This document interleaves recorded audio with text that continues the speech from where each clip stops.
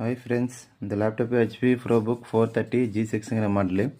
Laptop நல்லா தான் work ஆகுது, எந்த கம்ப்ளைண்ட்டும் கிடையாது. கஸ்டமர் கம்ப்ளைண்ட்டு லேப்டாப் ஆஃப் பண்ணிட்டோம் அப்படின்னா ஃபேன் மட்டும் ஹை ஸ்பீடில் ஸ்பின் ஆகும்.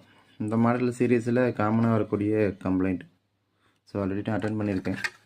ஸோ இதில் மேக்ஸிமம் ஃபேனு பேக் சைடில் இருக்குது. ஃபேனோட கனெக்ஷன் வந்து இதில் 5 வோல்டேஜ் வரும்.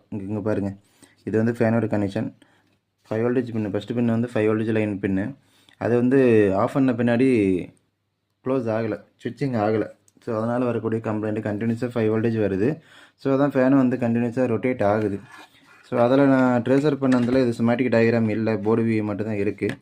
போர்டு வியூ மட்டும் இருக்கிறதுனால அந்த 5 வோல்டேஜ் லைன் ட்ரேஸ் பண்ணும்போது இங்கே ஒரு லோடு சுவிட்ச் வருது. இதில் ஆக்சுவலாக 3 லோடு சுவிட்ச் வரும், கண்டினியூஸாக இருக்கும். அந்த 3 லோடு சுவிட்சில் இந்த ஃபஸ்ட்டு சுவிட்ச் இருக்குது பாருங்கள், இந்த இடத்துல இருக்குது பாருங்கள், இந்த லோடு சுவிட்சு தான் கம்ப்ளைண்ட்டு. இந்த லோடு சுவிட்ச் சேஞ்ச் பண்ணால் இது ரெடி ஆகிடும். நான் ஆல்ரெடி சேஞ்ச் பண்ணியிருக்கேன். ஸோ இந்த லோடு சுவிட்சோட மாடல்